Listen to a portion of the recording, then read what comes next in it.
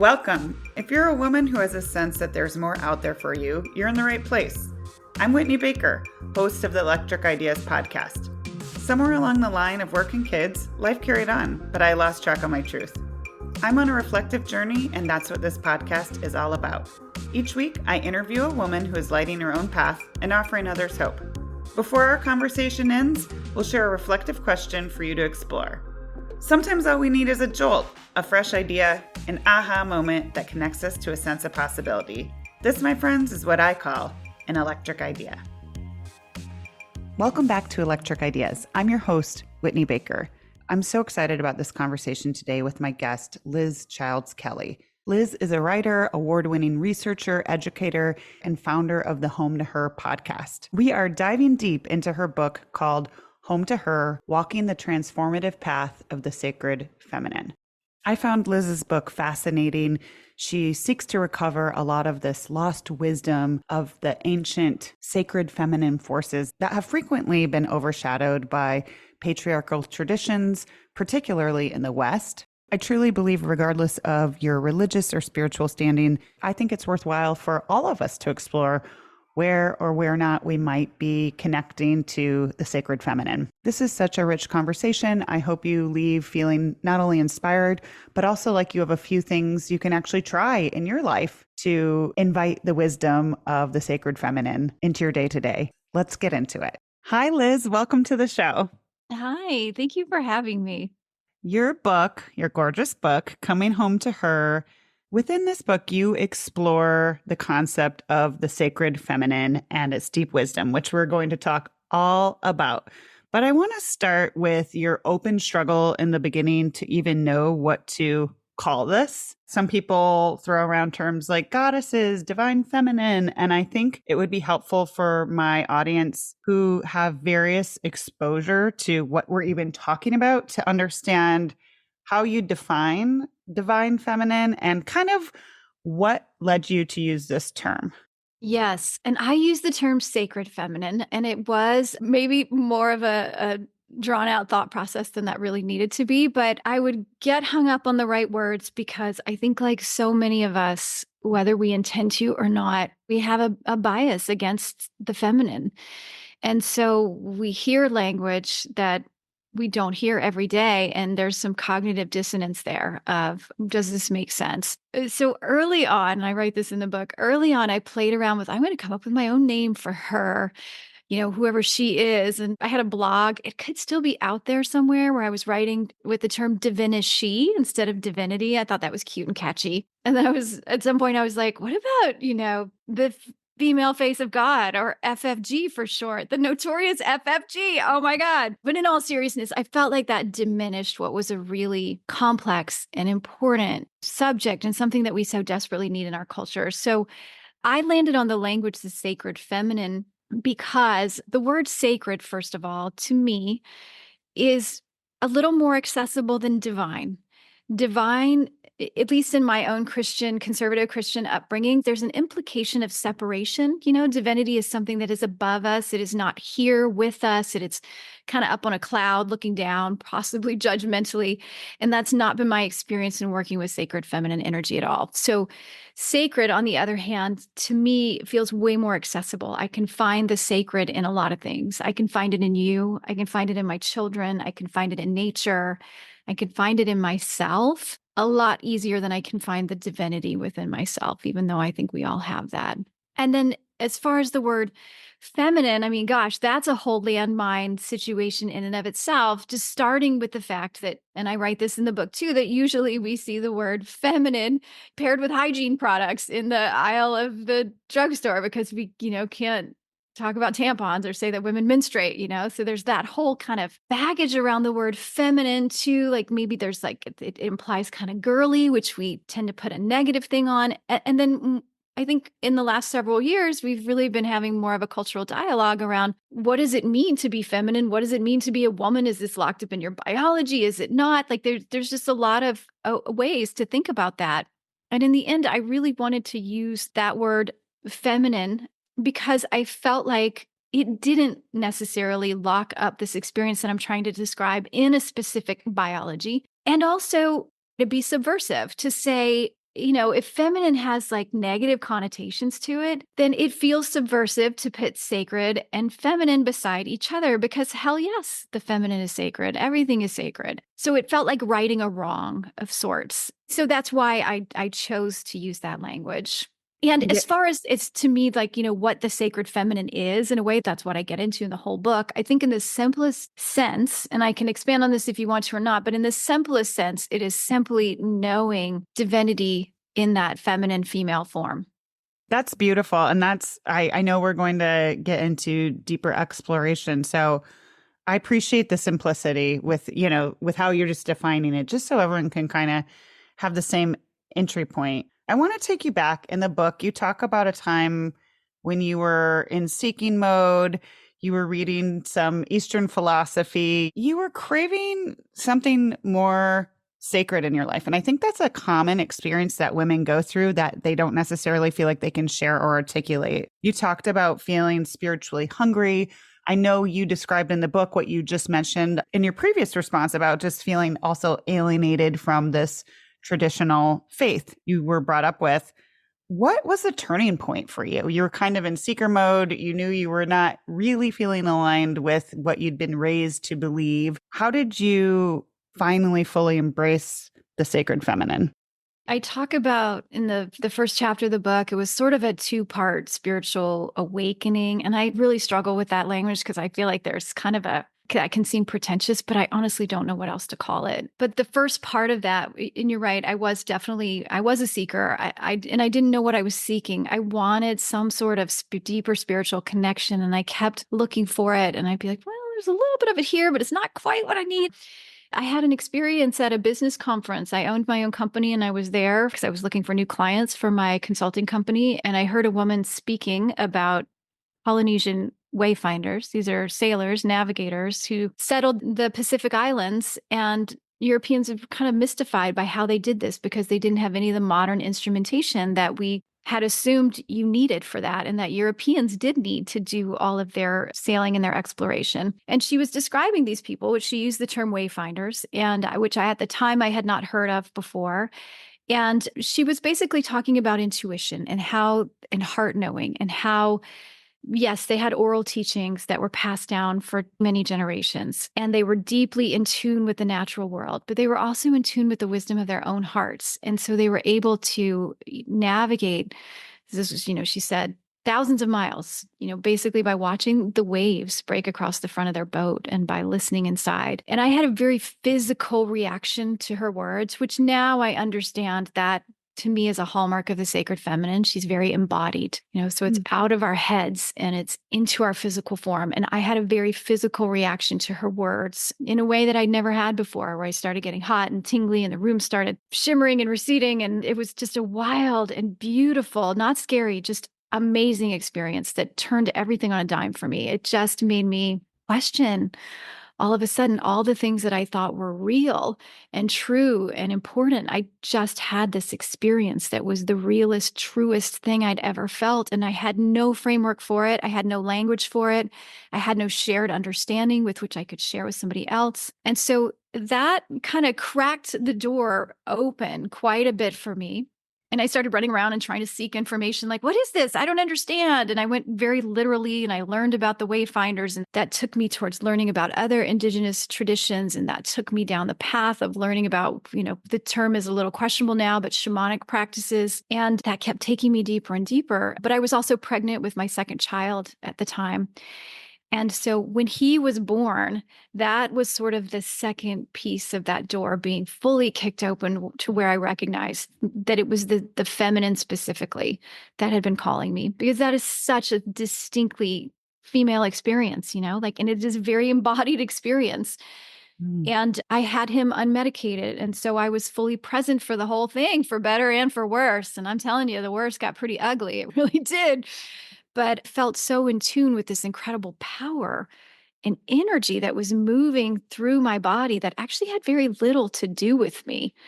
That force of bringing a child into the world, man, it is happening. Whether or not you want to be on board, it is coming. So after that, I was just in awe of the whole experience. And I thought, wow, I cannot think of a more sacred and spiritual experience than childbirth. Like, what is more sacred than life entering the world? And why am I not reading this in all of these books and all of this seeking that I have done? I don't get it. And I really stayed in that confused space for a little while until it just kind of hit me one day, which was that, oh, well, it's men who've written these books and it's men who have been my teachers. And if I go back to my Christian upbringing, it was, God was a man and his sacred son was a man. And the person who told me all the stories about that, my preacher was a man. Even my meditation teachers had been men. And so they couldn't tell me about what they had not experienced. That really hit me very hard. Again, like I will speak to the embodied piece. I felt that in a full bodied way. And it made me deeply angry at first. And then I was like, there's no way this is right. There is no way that if we think of all of life as sacred, and by that point, I was pretty convinced that it was, there is no way that 50% of the population would be cut out of that experience. Like, that makes no sense, or why the divine would only represent in one form. That makes no sense. And I knew in that moment, like, oh, I just want to give that version of me a big hug, because of course there's a sacred feminine. I know so much now, but I just truly didn't know. And I was so determined. I was like, well, I don't know what this is, but I'm going to find her. And I knew even then that in ways that I couldn't explain, that this wasn't just about me, that I was going to end up doing something with it. I didn't know what, but I knew that I was doing it for more than myself. Yeah. It's almost like you had this sense and this knowing all along, but it was still coming into form. I think that there are a lot of misconceptions about the sacred feminine. What are a few things you understand now that you wish this younger version of yourself would have understood more clearly? What a wonderful question. Oh gosh, I could take this in so many directions. So I'll just go with what comes up first. And a lot of this shows up in the book. I was not only convinced that she was like hidden or hiding, but like, oh, somebody's got to go unearth her. Well, in reality, she's never gone anywhere. She's, the fact that we don't know her is a reflection of our culture. I would say there are significant numbers of cultures and people around the world who would be like, are you kidding? Of course there's a sacred feminine. Where have you been, Mm. white lady of European descent? She's there. So that's one thing. Like, and she doesn't need me to rescue her or unearth her, because she's absolutely there. But there are also a lot of people, a lot of women in particular, who have done a tremendous amount of scholarship and demonstrating that she is a historical fact. And I didn't know any of that either. And I have since gone, and the fact that if you don't know this and you're listening to this, it's just a reflection of our culture. We don't prioritize this kind of information, but it's absolutely out there. So she's not gone. She's not missing. I wouldn't even say at this point that she's suppressed. I would call her, I had a podcast guest who called her like a divine trickster. Like, Mm. she figures out how to weave and bob and show up in culture in ways that's going to work.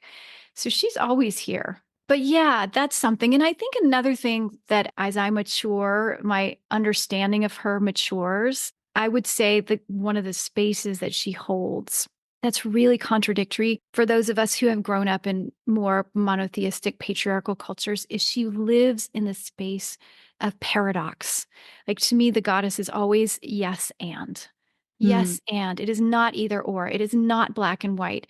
And so if you think of her as pure potentiality, just this big, expansive spaciousness, then she's calling us into that too. So wherever I am stuck, wherever you are stuck and fixed in your understanding of her and what she is, she's probably going to pull the rug out from under you and ask you to hold something that seems contradictory about her, and in turn about yourself. So there's no real solid ground, I think, in working with the sacred feminine. But what we find is that we get more expansive when we work with her and when we explore her, and we grow exponentially as humans. And it's not for the faint of heart, but it's a really beautiful thing. Yes, that really came through in your book. Almost, I felt like my need to understand her in a way that was clear in terms of like preparing for our conversation and everything. And then also kind of understanding that she doesn't want our boxes or need them. And it was almost futile to try to, even think of her that way. So I totally understand that. I want to be sensitive to honor any belief that anyone is coming into this conversation with. But I believe in my understanding of the sacred feminine that she can support you with ways that doesn't mean that you are betraying or throwing out your current faith or religion, whatever you have going on. How do you address this conversation with someone who maybe is coming to you with a lukewarm perception of whatever, maybe organized religion they were taught growing up, and you can tell they're seeking more? Where would you say they could start exploring just being open to having more of this sacred feminine in their lives? Well, I do have women who come to me in that. And I do feel like that there's a process sometimes that we need to go through to see that whatever religion of our upbringing, that it is nothing is infallible. It's all just humans trying to reach for meaning and exploration, like understanding of this thing that is so much bigger than us that we cannot, we can't put it in a box. And so in any of these patriarchal traditions, I think there's sometimes a process of anger and even betrayal that needs to be moved through to acknowledge that there has been a real suppression of the feminine. And again, that's just a fact. It's not like we're not trying to throw any spiritual tradition under the bus, but it just is just the reality of what is. And so I really want to hold space for that, kind of shock and awe. Like, if you really start to dig into the creation story of the Bible, there's some coding there of what is considered good and what is considered bad that tracks directly back historically to what the divine feminine was, and the feminine becomes evil. And so acknowledging that and just recognizing that and processing that, I think, is a really important part of coming to the feminine. And in some ways, I think for me, as I continue to understand her, when I talk about the sacred feminine, I think there's an aspect of me also trying to reclaim whatever indigenous roots my way back ancestors, my way back European ancestors had. Because if you look at other cultures, specifically, and I'm not an expert in every indigenous culture by far. I wouldn't even call myself an expert, and I don't like to use that word, but if you look around, you will see in cultures that have not been colonized and sort of pushed into a patriarchal lens, you see a great tolerance for how different people approach the divine. And so one group of people might say, this is how we see it.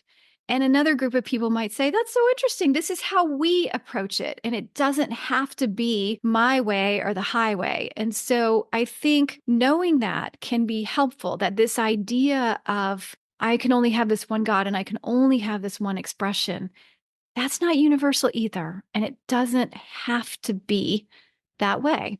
And to me, the sacred feminine is not about adopting a religion. I think she's about the farthest thing from an organized religion that I can think of. And so for me, there's an entry point for anybody and everybody if you are willing to just give yourself a little bit of wiggle room and say, this is slightly different, but let me see what this has to offer me.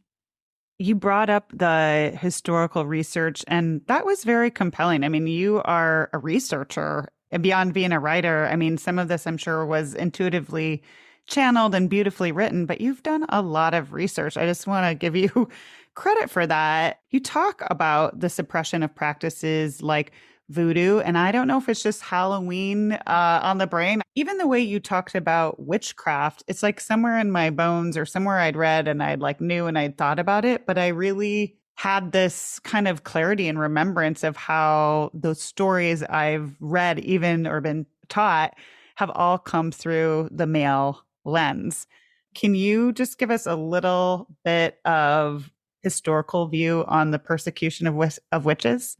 For sure. And I would love to give a shout out to Max Deshoe. She's run something called Suppressed Histories Archives for over 50 years and has just done incredible research on all kinds of people whose stories haven't been told. But she wrote an incredible book called Witches and Pagans. So if you like to geek out like I do, I mean, like really geek out, this is a great book to geek out with. But others have done that as well. There's some other wonderful books too, but she popped to mind. But yeah, I think what's really fascinating to me is that some of the most compelling things we know about what we would call witchcraft now, we know because there were local church officials that were writing things down, complaining about them. And so I just love the irony that's sort of been passed on. That's like in their persecution of it, they actually gave us a little bit of a roadmap to what these people, and especially women, were actually doing. But I think a lot of people know that the numbers are debated, that, like, whether it was hundreds of thousands or millions of people that were killed during the witch hunts in Europe. I think they started in earnest in the 15 and 1600s, but the demonization was happening far before that. And if you look at what people were actually being demonized for, it was kind of textbook earth-based spirituality connecting with the feminine. So it was things like, I'm going to go sit out at night because I hear the voices of my ancestors and the spirits of the land better. I'm going to go sit in the middle of the day and stare into this running water because I feel the communication of Mother Nature in that way. I'm going to stare into a fire because there is something there for me. These are the practices that were being outlawed. These were the things, or women gathering in groups together at night. This suddenly became, they are, conspiring with the devil, which, by the way, even the devil has a historic component. If you go back, there's all kinds of stories of horned gods who were not evil. They were a counterpart to a sacred feminine force. So all of that started happening, a couple hundred years before the witch hunts happened in earnest. And I like to say, too, that I think we've gotten really desensitized to numbers because we see violence and death all the time. So we're like, oh, there was a school shooting, only one person died. But the impact on the community is massive. I live in a community where there was a school shooting at the University of Virginia, and I think 3 students died. It was terrible, and we talked about that. But what isn't talked about is a university with tens of thousands of students who were all on lockdown and all getting text messages telling them to run, fight, hide for hours, and their families who didn't know where they were, and the families of these 3 men that were murdered, and the people that were on the school bus that witnessed this, and the family of the man who did it, and having to know that he did it, and the impact of the entire community because nobody could leave their house for a day because they didn't know where the shooter was. So if you put that back on the witch hunts, the impact of knowing even that 5 of your neighbors were murdered on trumped up and ridiculous charges is terrifying. It's absolutely terrifying. So if you think about that, then it puts it in perspective, even if those numbers are 100,000 versus a million. The impact is significant.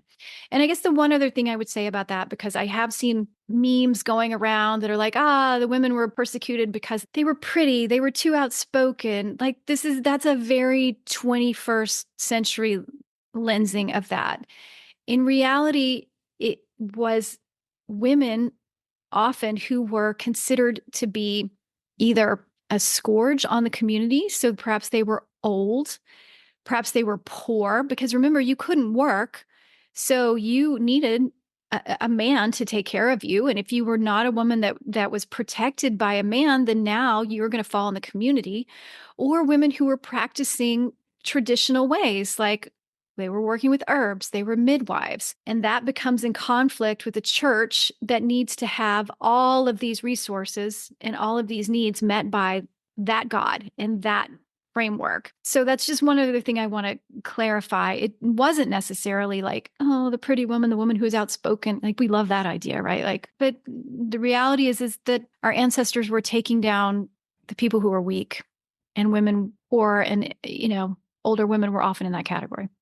It's really interesting to me. I appreciate the history lesson. I think it's fascinating. And I found that's just one example of the many examples of that being a pattern throughout history that you share in your book. But as you're speaking, I understand what you mean, the really visible suppression or not suppression, like, killing of one woman who got quieted just because of fear during that action. And who knows what the ripple was and global implications for hundreds and hundreds of years. So I understand what you're saying.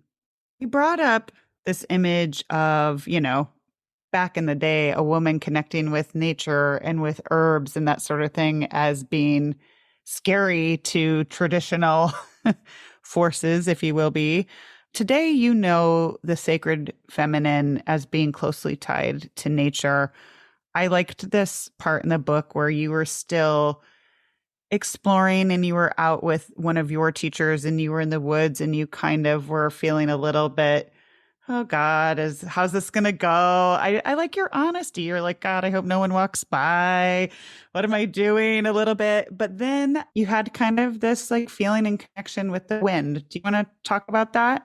Yeah, I do. And that teacher, I have so much gratitude for her for taking me on this journey. But yes, like she had wanted me to talk to a tree. And I got to set the scene. We were in this park that's in a really affluent community near Silicon Valley in California. So, like tech executives, like I mean, it just, yeah. And she's like, trying to get me to talk to this tree and listen to this tree. And I'm really overwhelmed and nervous that people are going to watch. And then also like, what if I can't hear the tree? Like, what if the tree doesn't have anything to say to me? What if I'm not good enough to hear the tree? And we start walking because she wants me to find my ally in nature and to listen and to look. And I'm looking and I'm looking and I'm like, I don't see anything. I don't feel anything. I'm like, oh no, nature doesn't want to talk to me. And then the wind kind of just started picking up. And what was interesting, and I share this because I wonder if this is true for you and also for potentially for your listeners, is that we know more than we think we do. And so as soon as the wind picked up, I was like, oh, yeah, I've been having this feeling of being connected with the wind when I sit outside during my morning meditation. Like, I really feel like the wind is responding to my breath sometimes. Like, there's this whole thing that's going on here. I was already aware of that connection, kind of downplayed it. But here I am walking in this park with my teacher, and the wind starts to pick up. And I'm like, oh, yeah, I think I do have a connection with the wind. But maybe the wind doesn't count because not a tree, it's not a bug, it's not a plant, it's not a bird. And as soon as I think that, my teacher turns to me and she's like, well, it's the wind that's trying to talk to you, isn't it? And I'm like, yes, it is. And I told her that I'd always thought of the wind as a she. Like I just did. I couldn't say why.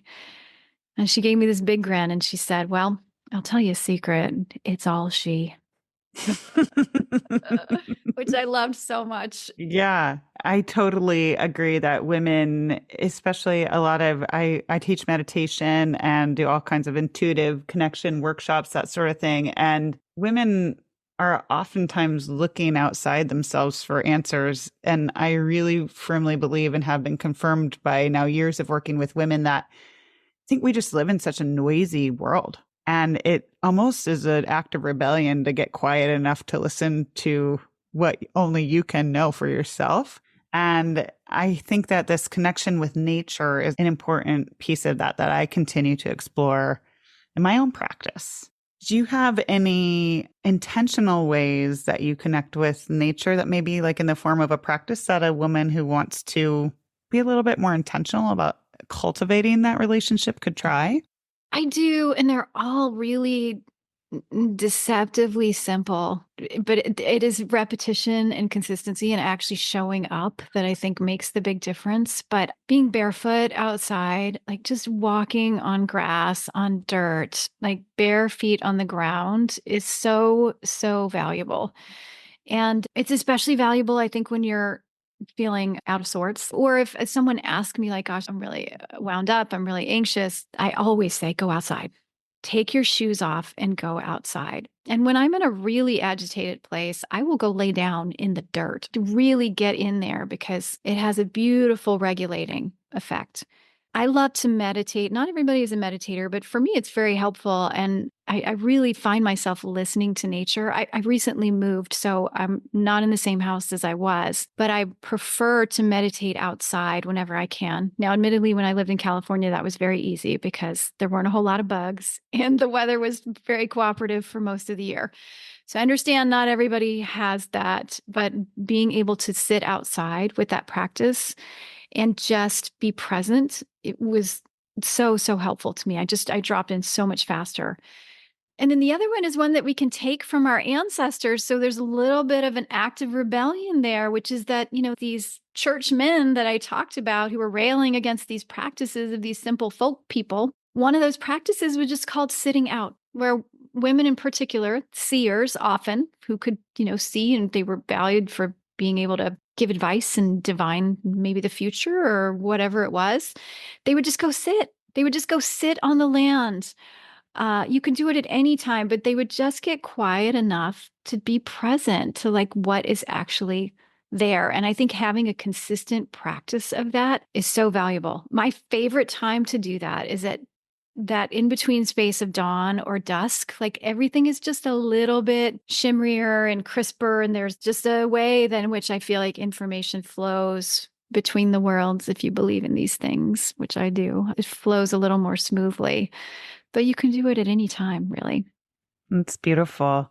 I want to add one more thing there too, Sure. because I think for people who like to follow the moon, if you are tracking the moon and you're paying attention to the full moons and the new moons and all of that, that's all awesome. But it's even better if you just go out in the sky and go out at night and go look for her, like find out where she is. Get to know where the moon is in the sky on a daily basis. Know when you're going to see her after that first new moon. Know where in the sky the full moon is going to appear and at what time. Make a practice of paying attention. All of this just connects us more deeply, I think, and reminds us that we're not alone. We're part of this vast interconnected network that goes so way beyond humans. I can see it being very life-giving for me to include my children. And your latest example, you said you did that too. I think sometimes we feel like we have to make a big thing out of or over-explain what we're doing. I think it can be as simple as like, let's step outside and find the moon. Include your family in it. Yes, 100%. My kids are getting a little bit older now, but they still, it'll be kind of a game if we're driving. I'm like, everybody, look, can you see the moon? Find the moon. The moon's supposed to be out. It's day 3 of the cycle. Like, see who can find the moon first. Yeah. Well, you talked about that dusk time being a little bit of a magical time, and I agree with you there. I want to talk about you coming back to the point a lot in your book about how the sacred feminine speaks to us through dreams and desires. There are so many women who have like a sense in my communities. They have dreams and visions from themselves, and they like feel this like pull, like they're supposed to be expressing and expanding and like living in a different way, but they just can't quite connect with that. And I'm just curious what your advice would be for that women and how you think that might be kind of the calling card of the sacred feminine, if you will. Yeah. And this is, these things are so intertwined, like our histories of, again, even if you weren't raised in a more conservative Christian household like I was, like it gets infused into culture in different ways. And I think that we are afraid of desire. We're afraid of it. We're taught that it's going to lead us astray. And yet, really, when we're getting down deep into our heart's desires, I'm not talking about like, I want that new TV or like whatever, like the kind of shiny thing is on the horizon. But when we like get really quiet, like, "God, what do you want most out of all?" It usually is some kind of soul expanding thing. Unfortunately, it might also be pointing out where we are not in alignment with our truth. And so that can be scary as hell. But it is, I think, the nature of the sacred feminine is one of desire, like wanting to pull us towards those things. I had a podcast guest who came on and talked about this too. And she's had written about this from more of a Hindu perspective of the fact that life would not exist without desire. It wouldn't be here. This is essential to who we are. Everything that is here came from some desire to be created and or expressed. And so trusting that thing, it really should be the easiest part. Now, enacting it, that's a whole different thing because often those desires are going to disrupt our lives. And not to say that's all bad, but sometimes if we have been suppressing and we were wanting to expand, then that old container that's holding us back is going to have to go, or we're going to have to challenge it. Or we're going to have to shake it a little bit and ask it to do something for us that we haven't asked it to do before. And that can be incredibly scary. And I think it's the only way to live, really. How do you hold space in your day-to-day for the vastness of all that we're talking about and wanting that sacred, intentional life that I'm sure you are cultivating, with also a sense of lightness and play and not taking it all too seriously. I'm asking this because I have encountered certain people in my own journey. I cringe a little bit with that term as well. I whatever you want to call it, as I continue to learn and explore, who are taking topics like this or their personal growth or their spiritual development so seriously that I see them almost eclipsing themselves from connection and living their lives. So I'm just curious if you have any wisdom or insight there. It's funny. I mean, this is a very active question for me. And it's something that I work with right now. I think because I'm a seeker, I can get super serious about all of this. And I did for years. And, it's only been fairly recently that I've been working with the idea that play and pleasure and fun are also sacred practices.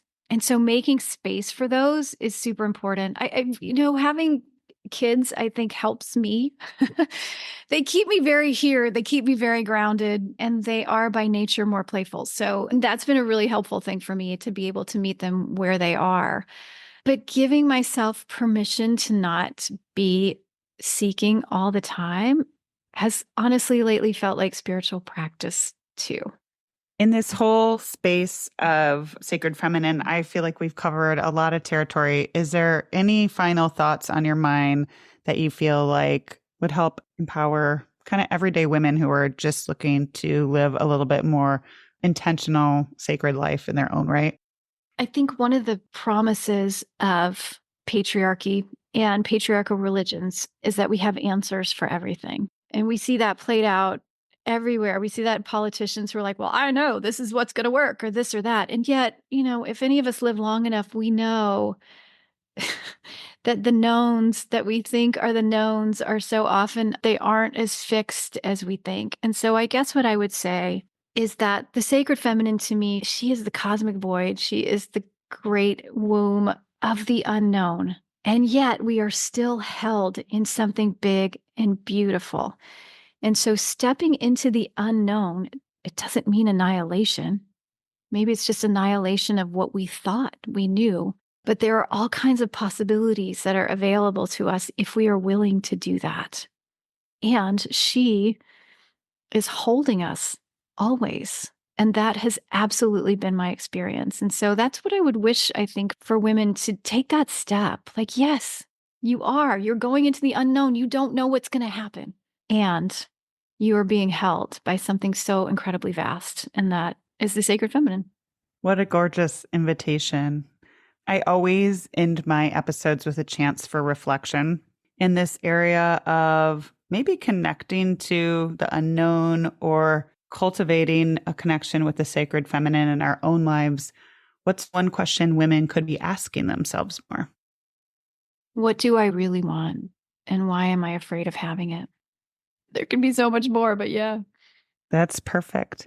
Thank you so much. I know that this might be an eye-opener conversation for many women. I think that they're going to want to follow you and learn more. And so I invite you to share where we can find you, follow you. And I know you do various workshops. So if this happens to be a time you want to share something on one of those, you're welcome to do that as well. Thank you. Yes. So you can find me on Facebook, Instagram, at Home to Her. I do have a Facebook group. It's got a lot of people in it. So if you're interested in that and dialogue around the sacred feminine, you can join that group. It's also called Home to Her. I have a website called Home to Her. And, my work is a little bit in transition right now. So I don't have anything specific to point to, but I do online courses around these subjects and also workshops and retreats. So if you get on my newsletter, you can see what's going on there. I also do have a podcast also called Home to Her, where I interview people and talk about the sacred feminine. That's another really good resource. It's been going for almost 5 years. So there's a lot of back episodes. If you're really interested in this, there's a lot of different wonderful people that you can listen to. Wonderful. This was a delight to connect. Thank you so much for your time. Thank you. This is beautiful. It's beautiful to be in conversation with you. I'm so glad you joined me today. If you're looking for more, feel free to connect with me on Instagram at @WhitneyWoman.